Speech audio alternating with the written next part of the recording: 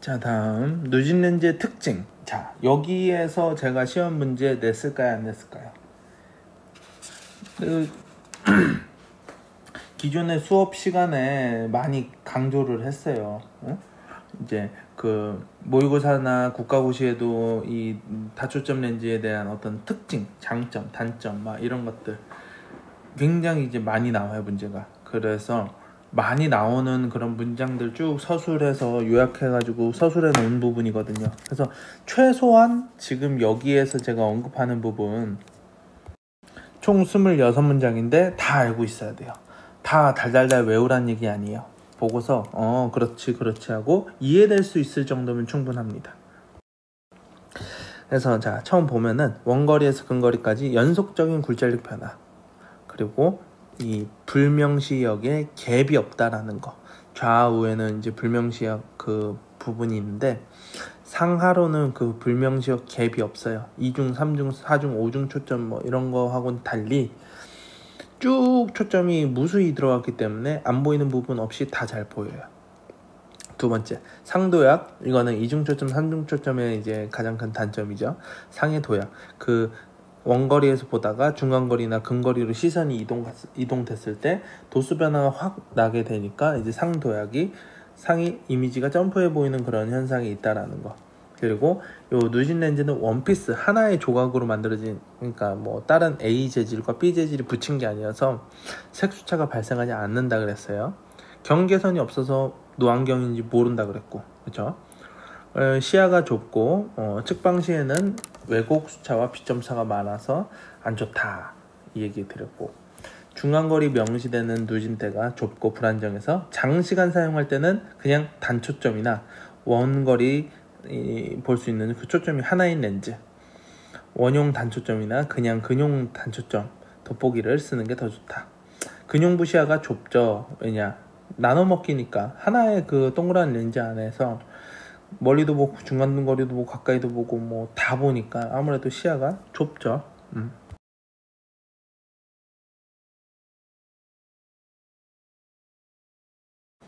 자, 다음 페이지.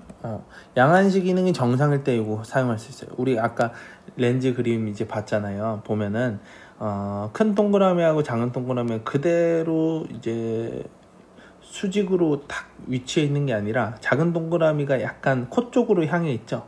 그러니까 우리가 가까운 데 볼 때는 폭주, 조절, 축동, 요 운동이, 협동한 운동이 발생한다고 가정해서 가까운 데 볼 때는 눈이 폭주되고 막 이러기 때문에 어느 정도 그 이제 눈이 몰린단 말이에요. 그렇기 때문에 이제 작은 동그라미가 코 쪽에 이렇게 가 있어요. 이런 양한시 기능이 정상일 때 이 노안경을 이 누진 다초점 렌즈를 쓸 수 있는 거고, 그 폭주 기능이 잘 안 되면 이거 못 써요. 명시할 수 있는 범위가 시야가 좁다. 다 나눠먹기식이니까. 그리고 명시하게 단절 없이 쭉 초점이 무수히 많이 들어갔기 때문에 좋다. 그리고 주변에는 비점차, 왜곡차가 많이 있다라는 거. 가입도가 크면 커질수록 어때요? 누진 때 폭이 좁아진다 그랬고 근방 시야가 좁아져요. 전체적으로 근방 시야뿐만 아니라 원형 시야도 다 좁아져요. 가입도가 커지면 커질수록.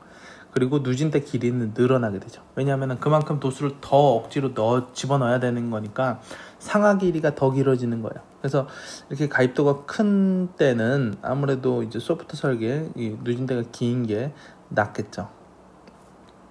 그리고 상하, 수직, 사위, 이제 억제, 부등상시 이런 양한시 기능에 어떤 이상이 있을 경우에는 사용하기 어렵다.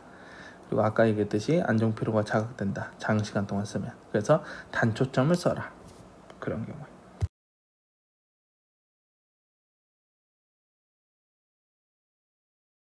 다음, 상용으로 사용하기는 뭐 적절한데 근업을 계속 계속할 때는 누진 렌즈보다 단초점이 좋다. 아까 얘기했던 거. 그리고 누진 때에서 선명한 상을 얻지 못하고 어느 정도 약도의 난시가 있어요. 그래서 이 누진 렌즈는 이론적으로는 조금의 난시도 허용하지 않고 조금의 난시도 다 처방해서 그걸 완벽하게 교정해서 써야 되는 거가 맞아요. 하지만 제가 또 강조해서 또 이야기를 드려요. 하지만 이 이제 누진 다초점 렌즈는 가장 큰 문제가 적응의 문제예요.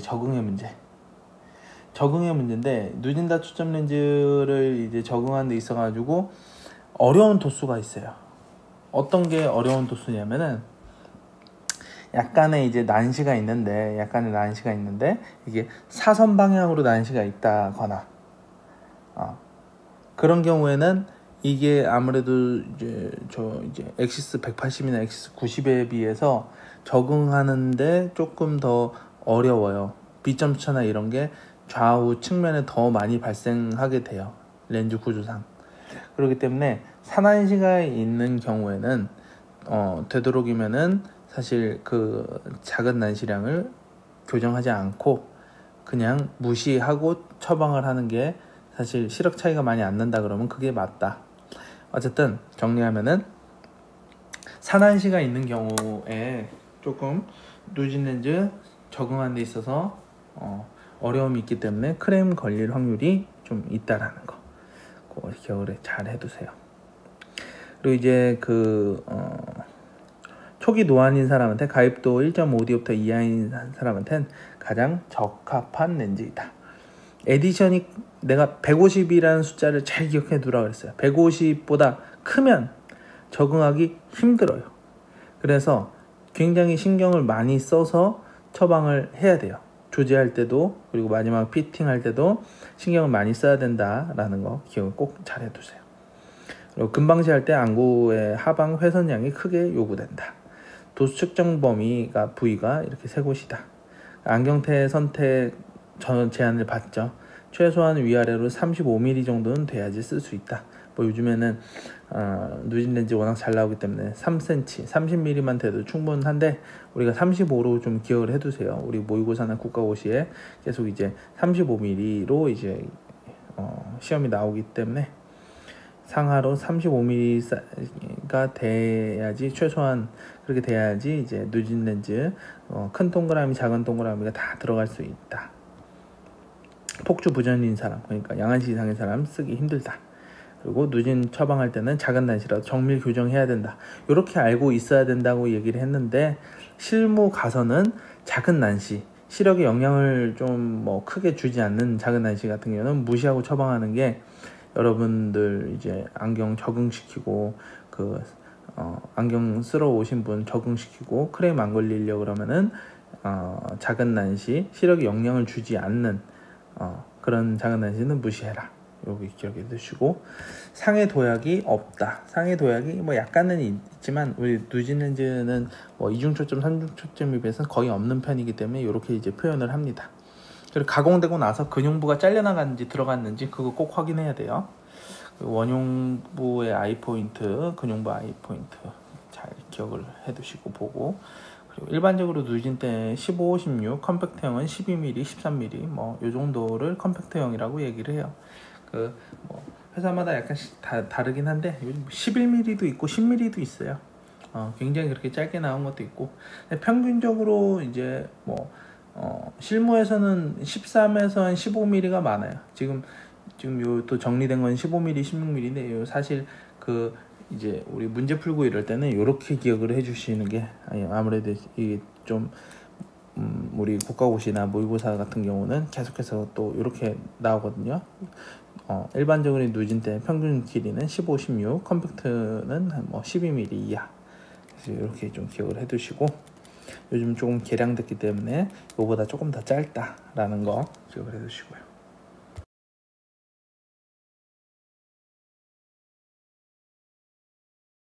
이 부분도 잘 보셔야 돼요. 누진 렌즈가 어떤 장점이 있고 어떤 단점이 있고, 그래서 사실 앞에 이야기한 것들도 반복이에요. 그래서 이 부분들도 잘 읽고 넘어가시고,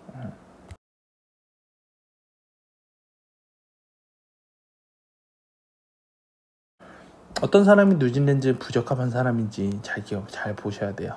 연령이 고령인 경우, 가입도가 큰 경우, 누진 처음 쓰는 사람, 부등시 있거나 양한시 이상 있는 사람, 균형 감각 민감한 사람, 예민하고 신경질적이고 참을성 없는 사람, 목 운동이 이제 부족해서 목 길이가 짧은 그런 사람들. 그래서 적응 실패를 최소화시키려 그러면은 이게 시험 렌즈 세트를 껴보고 그 자리에서 어느 정도 테스트를 해보고 도저히 이 사람 못 쓸 정도로 많이 좀 힘들어 한다 그러면은 단초점으로 그냥 가는 게 맞고요. 어느 정도 조금 이제 적응을 할 수 있을 것 같다. 시험 렌즈 세트 쓰고서도 어느 정도 이렇게 걸어 다니고 시생을 하는 데 있어가지고 크게 무리가 없는 걸로 판단이 되면은 한번 밀어붙이는 건 좋고요. 그래서 내가 이제 그 목운동 이제 신체적인 구조도 내가 뭐 무슨 동물 비교하면서 얘기했어요. 앞에 이제 영상 그 저저번 시간에 영상을 봤던 친구들은 기억하실 텐데 하마와 타조를 내가 예를 들어서 했잖아요. 그래서 목이 짧고 뚱뚱하고 이렇게 목 운동이 어려워 보이는 그런 사람들 같은 경우는 시선이 먼저 움직여져요. 목 운동보다는 눈이 먼저 돌아가기 때문에 그런 사람 같은 경우는 이 이제 누진 렌즈 적응하기 힘들다. 왜? 누진 렌즈는 좌우에 수차가 많은데 좌우의 수차에 내 시선이 걸릴 확률이 높은 사람이 그런 사람들은 아셨죠? 지금 요것도 기억을 잘 해두세요. 내가 자꾸 기억을 잘 해두시라고 이렇게 얘기하면은 신경을 써서 잘 기억을 해놔야 돼요. 또 시험에 나올 수도 있는 거니까.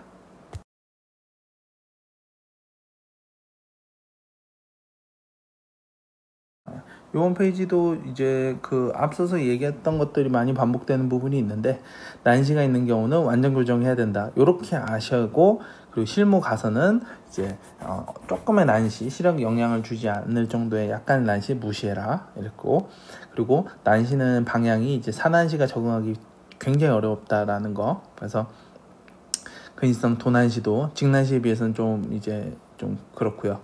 그리고 직난시여도 이제 원시성이 있는 경우는 조금 이제 좀 힘들어할 수도 있고 그리고 이제 근용부 이 누진 렌즈 쓸 때 있잖아요. 그 작업거리를 정확하게 또 맞춰야 돼요. 그 목적한 작업거리를 물어보고서 어느 정도 거리에서 보는지 그걸 꼭 물어보셔야 돼요. 그게 안 된다 그러면은 평상시에 독서하듯이 한번 보세요 하고 신문이나 책을 주고서 내가 옆에 서가지고 어느 정도 그 근용거리를 직접 재보는 게 그게 가장 또 정확하고요. 그래서 그리고 이제 그 코받침 지지대가 있는 게 미세 조정할 때 굉장히 편하기 때문에 여러분 보면은 코받침 지지대가 안 붙어 있는 태에다가 누진 다초점 하는 경우 거의 못 봤을 거예요. 어르신들 이제 누진 다초점 쓰시는 분들 보면은 여러분들 그 대학생들 많이 쓰는 그 TR 태라는 거 그냥 이제 우리 흔히 이제 그 편하게 쓰는 저가의 뿔테 있잖아요. 그걸로 누진을 하지 않아요. 왜냐? 코받침 지지대가 없기 때문에 미세 조정하는 게 굉장히 힘들거든요. 사실 TR 저도 쓰는데 너무 편해요. 그냥 집에서 썼다 벗었다 이렇게 던져놓기도 편하고 어느 정도 내충격성도 좋기 때문에 잘 뭐 부러지거나 구부러지거나 이런 것도 없고요. 근데 누진 쓰는 데 있어서는 부적합하다. 그래서 코받침 지지대가 있는 거를 꼭 골라주셔야 되고 정강거리 12, 14, 경사각 10도 요 정도 그리고 지금 여기 더 8번 잘 보세요. 누진 렌즈를 할 때 안경테 동공 중심으로 위로 13mm 확보돼야 되고 아래로 22mm 확보돼야 되고 그래서 상하 길이가 35mm 정도는 확보되어야 된다. 그거를 잘 기억을 해주셔요.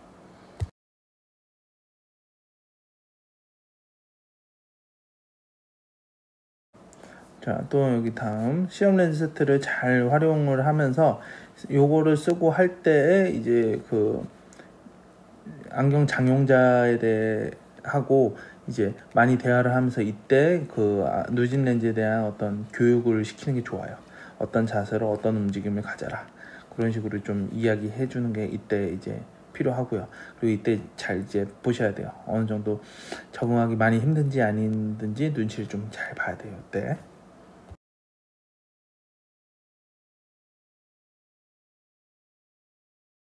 조제 전의 확인사항 안경테 유명 거리 그 이제 위로 13 아래로 22 확보돼야 되는 거 좀 보시고 코받침 지지대가 있는 거 그리고 경사각도 확인해야 되고 그런 부분들 이제 우리가 설계할 때 반드시 이제 설계 전에 확인을 해야 되는 부분들.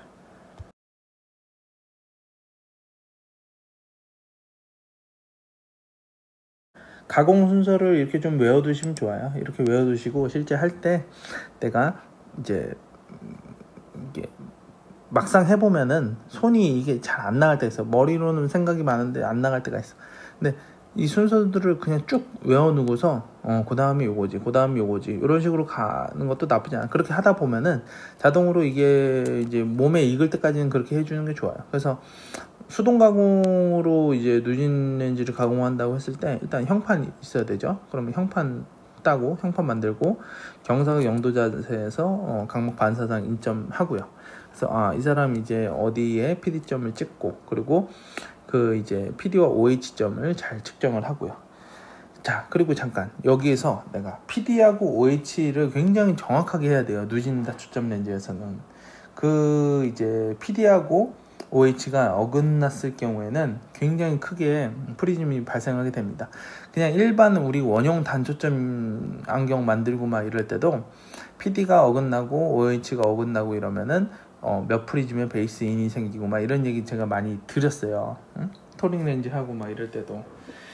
근데 이제 누진 다초점 렌즈는 원체 이 렌즈 안에 수차가 많은 렌즈이기 때문에 똑같이 원형 단초점하고 이제 PD의 오차가 뭐 2mm 생겼다 3mm 생겼다 했을 때 수차가 훨씬 더 많이 발생하게 됩니다.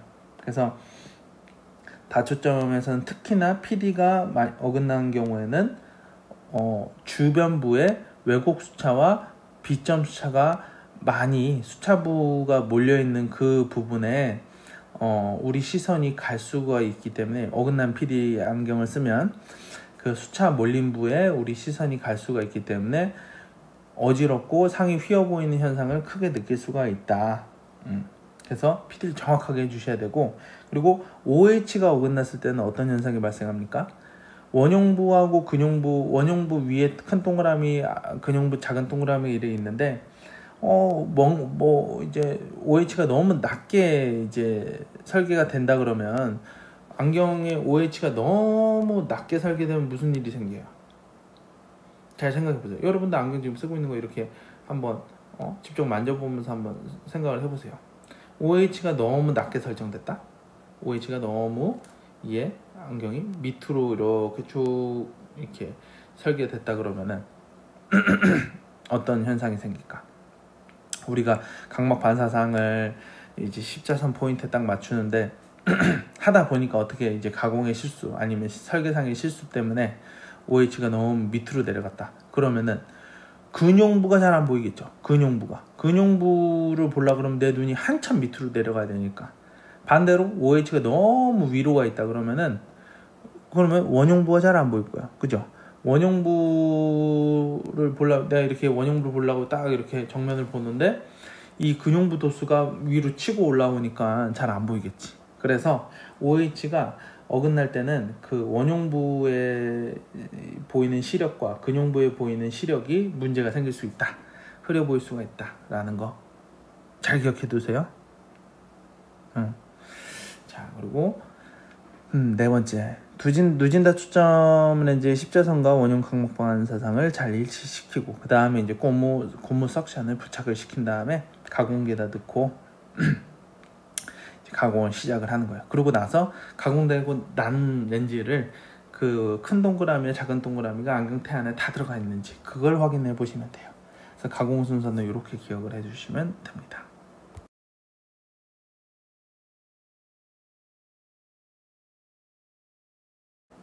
다음, 그래서 설계점하고 동공중심점이 어긋났을 때 내가 방금 얘기했던 부분이에요. PD와 OH가 어긋났을 때 어떤 현상이 생기냐. 이거 잘 생각해 보면은 여러분들 그 당연한 거예요. 굉장히 상식적인 거기 때문에 뭐 어렵지 않아요.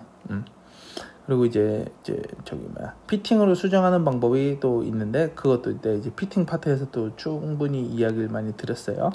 동공중심이 너무 몰려 있거나 아니면 위로 올라가 있거나 막 이런 경우에.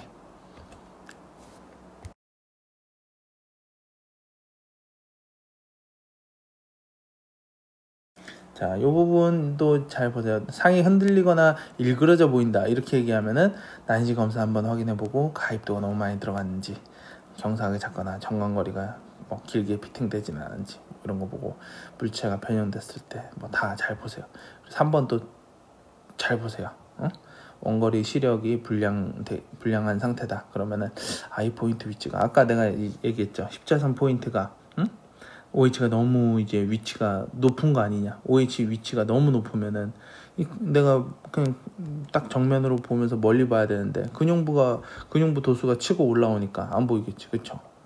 그리고 이제 가입도가 과다돼 있는 상태에서도 문제고, 안경테가 또 휘어져 있는 안경이 이제 뭐 오른쪽은 내려갔고 왼쪽은 올라갔고 막 이런 경우에도 원거리 시력이 잘 안 보이겠지, 그치?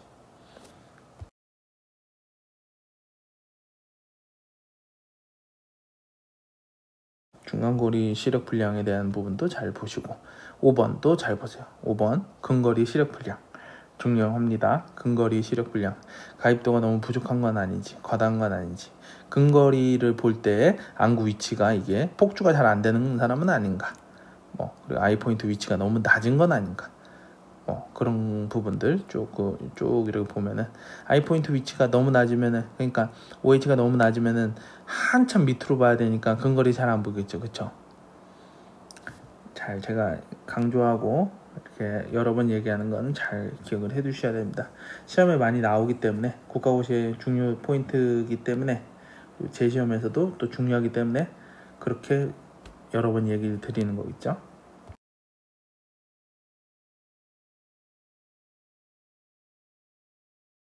안경이 다 가공되고 나서 꼭 피팅에 대한 부분도 신경을 써야 돼요. 그래서 안경테와 동공이 이상적인 위치, 그리고 이제 코받침은 어디에 위치한지 그런 것도 잘 보시고요.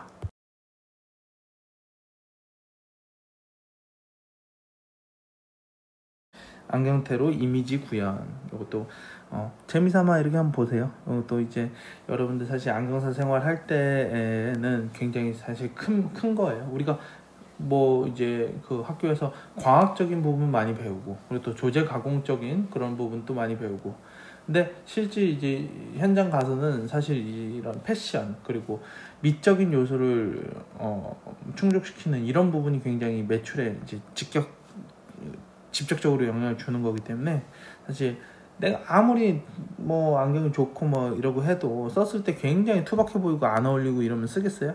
아니겠죠. 그래서 이 안경테 이미지가 어떻게 어떤 긍정적인 효과를 발휘하는지 부정적인 효과를 발휘하는지 그런 부분도 여러분들 공부하고 잘 알아두셔야 돼요.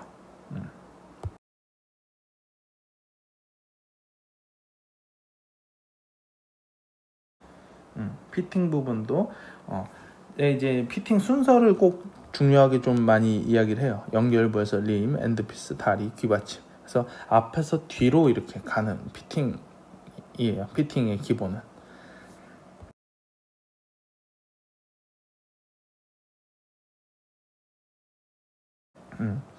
요 홈페이지도 잘 한번 보시고, 요 이제 다리의 벌림각, 안경의 다리 벌림각이 작을 때와 클 때, 이것도 이제 비교해서 잘 알아두시고, 그리고 내려간 쪽을 더 내려야지 균형이 맞습니다. 집에 안경으로 한번 해보시라 그랬어요.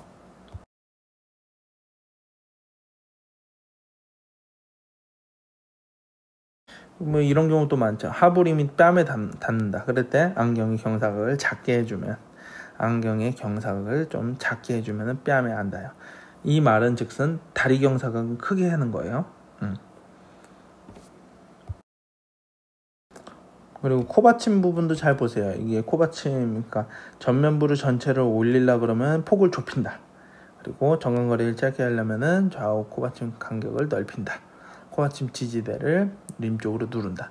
머릿속에 그냥 외워두세요. 외워두셨다가 이게 그대로 꺼내서 써보면은 그렇구나, 이렇게 되는구나 하고 이해가 또 가고 여러분들 잘 유용하게 활용할 수가 있으니까, 사실 코하고 귀 조정하는 게 굉장히 커요. 이 피팅 부분에서. 그래서 잘 기억을 해두세요.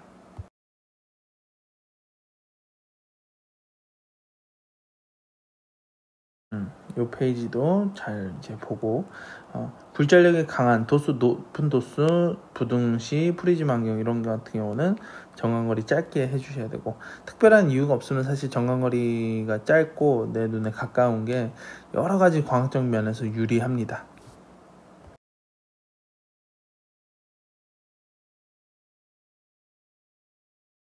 제가 지금까지 쭉 피팅에 관련된 이야기도 그거를 잘 이렇게 조합을 해가지고 잘 기억을 해주시면은 여러분들 그 문제 풀고 그리고 또 실제 안경에서 생활하는 데 있어가지고 굉장히 유용하게 활용이 되거든요. 그리고 내가 하나 더 또 이렇게 얘기를 드리면 조제가공 PD가 이제 이 실제 안경이 PD보다 뭐 크게 가공됐다, 작게 가공됐다, 막 이랬을 때 예를 들면 지금 이거 보면은 조제가공 PD가 어떻게 된 거예요? 지금 이 원형 동그라미 안에 정확하게 들어가야 되는데 동공이 조금 더 몰려 있네요. 그러니까 이거는 지금 조제가공 PD가 크게 가공돼 있는 상태예요. 뭐 어떻게 설계에서 문제든 조제가공에서 문제든 아니면 피팅에서 문제든 간에 어쨌든 지금 이런 상황이에요. 이런 상황에는 어떻게 조정을 해줘야 될까? 어떻게 피팅을 해주면 이게 좀 개선이 될까? 이런 부분을 잘 생각을 해보세요.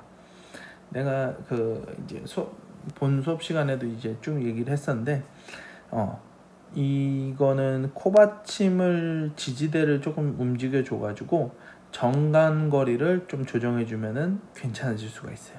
정간거리를 어떻게 조정해 주면 좀 좋을까요? 우리 시선이 쭉 이렇게 어떤 사물 하나를 본다고 했을 때 이렇게 쭉 가다가 오른쪽 눈과 왼쪽 눈이 만나는, 이렇게 가다가 이렇게 쭉 모아지는, 외계상을 볼 때 이렇게 시선이 가다가 쭉 만나는 형상이거든요, 시선이. 그렇기 때문에 지금 이렇게 동공을 키워야 되는 상황이에요. 동공간 거리를 키워야 되는 상황 같은 경우는 어떻게 돼? 정간거리를 좀 짧게 해주면 이게 조금 개선되지 않을까요? 그렇기 때문에 정간거리를 짧게 해주려고 하면 어떻게 해줘야 될까? 정간거리를 짧게 해주려고 하면 어떻게 해야 될까요?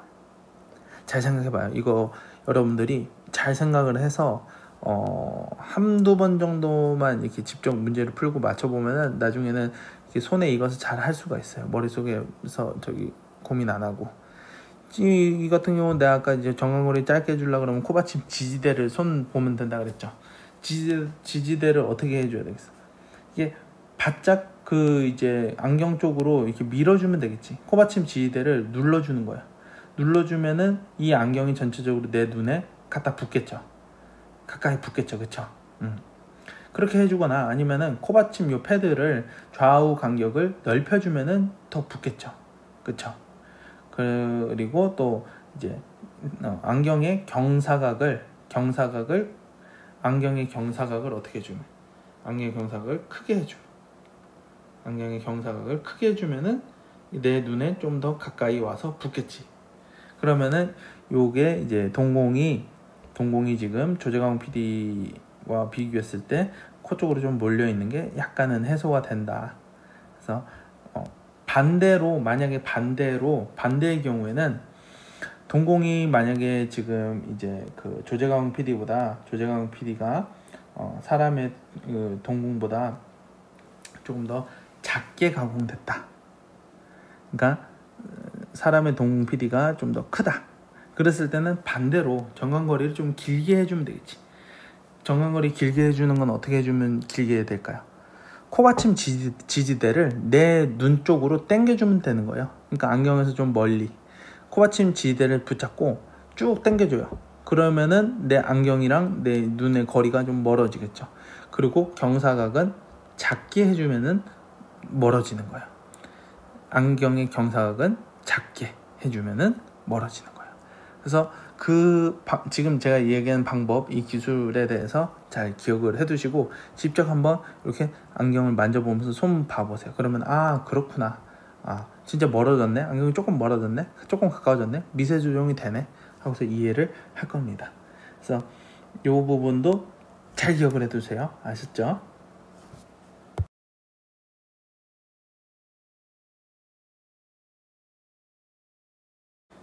그래서 이게 이제 사람의 눈보다 이제 그 조제가공 PD가 지금 조금 더 이제 작게 가공되어 있는 그런 상태거든요. 이런 경우에 내가 어떻게 하라 그랬어요? 방금 전에 얘기했듯이 정간거리를 길게, 그리고 경사각은 작게 해주면 된다. 그래서 정간거리를 길게 해주려고 하면 어떻게 해야 된다? 코받침 지지대를 붙잡고 쭉 당겨준다. 내 눈 쪽으로 쭉 당겨준다. 그리고 이 코받침 패드를 어떻게 좁혀주면, 패드 간격을 좁혀주면은 좀 더 멀어집니다. 안경과 내 눈의 사이가. 그리고 경사각은 어떻게 작게 해주면 되고요.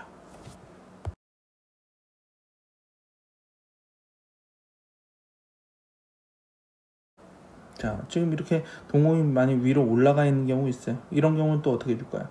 이래서 자꾸 이런 경우가 조금씩 이게 어긋나 있는 경우가 있기 때문에 코받침 지지대가 있는 안경테를 반드시 선택을 해주셔야 돼요. 이거를 이렇게 좀 수정을 할 수가 있거든요. 요 정도 차이면은, 뭐 굉장히 큰 차이면은 뭐 몇 센치 차이다 이러면은 다시 가공, 렌즈 폐기하고 다시 해야겠죠. 근데 요 정도면은 지금 어떻게 해주면 될까? 이런 경우에는 동공이 위로 올라가 있는 상태잖아요. 사람 동공이 올라가 있는 상태니까 안경테 코받침 지지대를 밑으로 쭉 당겨주면은 안경이 업되겠죠. 응? 그렇게 해서 이제 해결해 주면 돼요.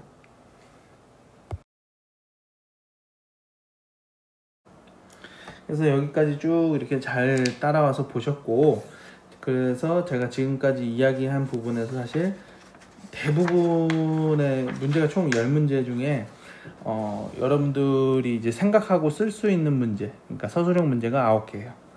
그래서 서술형 문제를 유독 좀 많이 낸 게 또 이제 그 온라인으로 하는 거다 보니까 이렇게 단순하게 답을 또 이렇게 보고서 바로 이제 체크해낼 수 있는 그런 문제를 좀 피하다 보니까 제가 서술형을 많이 냈고요. 지금 이야기한 것 중에서 제가 이번 시간에 얘기한 것 중에서 문제 거의 한 80-90% 정도는 지금 뭐 거의 다 이야기를 드렸고요. 그리고 또 하나 더 이제 이야기를 드리면은 렌즈미터의 문제를 또 하나 냈어요. 이거는 왜 냈냐면 지금까지도 렌즈미터 상에서 타깃상이 어떻게 보였을 때 이 렌즈미터 상의 타깃상이 이렇게 어떻게 보였을 때 이것을 딱 보고서 내가 SC 표기로 이제 나타내고, 그리고 이런 SC 표기로 처방된 안경을 쓰는 사람이 어떤 눈의 디옵터를 가지고 있는지를 이렇게 표현하는 게 서투른 친구들이 좀 많이 있더라고 보니까. 그래서 중간고사 때도 이 문제를 냈는데 이번에도 마찬가지로 이 문제 한 문제 냈습니다. 그렇기 때문에 모르면은 또 이렇게 저한테 또 물어보면서 이렇게 하시면 되고, 잘 이제 꼭 숙지를 하셔야 돼요. 그러니까 렌즈미터에서 상이 뭐 어느 방향에 선명해 보였고 어느 방향에 선명해 보였다. 그러면 요 이제 단서를 가지고 내가 SC 표기로 바로 안경 렌즈로 SC 표기로 표기를 하고, 그리고 이 안경 렌즈로 교정이 필요한 눈의 그림을 그리라. 이 문제를 하나 냈습니다. 그래서 반드시 여러분들 모두 다 잘 이해하고 모두 맞출 수가 있어야 돼요. 그래야지 또 다다음 학기에 또 이제 다른 과목에 또 연계되는 부분이 있기 때문에 제가 계속해서 강조를 하는 거예요. 렌즈미터 못 보면은 정말 아무것도 할 수가 없어요. 그리고 이해도가 당연히 떨어질 수밖에 없어요. 안경과 눈에 대한 어떤 상관, 그런 관계들, 이해도가 많이 떨어질 수밖에 없기 때문에 제가 그래서 여러 번 강조하고 중간고사, 기말고사 때 연속으로 또 이렇게 계속 문제를 내고, 그리고 이렇게 문제 낸다고 내가 이렇게 또 공표까지 하고 공부를 하라고 또 이야기를 드리는 거예요. 아셨죠? 그래서 모두들 다 공부 열심히 준비해가지고 시험 다 잘 볼 수 있었으면 좋겠습니다. 자, 코로나 조심하시고요. 오늘 여기까지 마칠게요. 수고했습니다.